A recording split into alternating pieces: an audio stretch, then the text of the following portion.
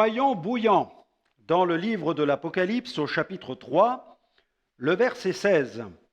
Ainsi, parce que tu es tiède et que tu n'es ni froid ni bouillant, je te vomirai de ma bouche. Le terme tiède a été traduit à partir du terme grec chliaros, et ce mot ne se rencontre qu'une fois dans la parole de Dieu. Et dans ce passage, tiré du livre de l'Apocalypse, il est appliqué à l'église de Laodicée. En effet, c'est à cette église que le Seigneur reproche son manque de zèle. Ce reproche n'est pas anodin quand on sait que les sources chaudes d'Hiérapolis traversaient une plaine et qu'elles devenaient non potables parce qu'elles étaient tièdes. Sur le plan spirituel, la tiédeur s'applique à celui qui ne prend pas position pleinement pour le Christ. Le meilleur remède à la tiédeur est la ferveur d'esprit.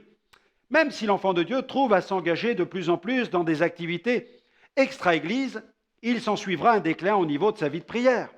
Et quand on perd le feu de la prière, on perd la vision de Dieu, la vision de sa nature et de ses attributs.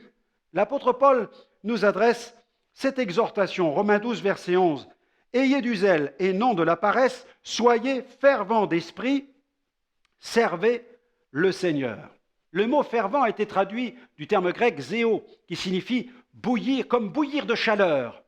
Recherchons la plénitude du Saint-Esprit. Plusieurs passages bibliques nous invitent à être remplis jusqu'à toute la plénitude de Dieu, dans Éphésiens 3, 19, à être remplis aussi de la connaissance de la volonté de Dieu, de toute sagesse et d'intelligence spirituelle. Colossiens 1, 9. Soyons remplis, soyons bouillants pour Christ. Ne laissons plus l'ennemi nous ravir ce privilège d'œuvrer pour le royaume de Dieu. Alors je vous recommanderai cette prière aujourd'hui.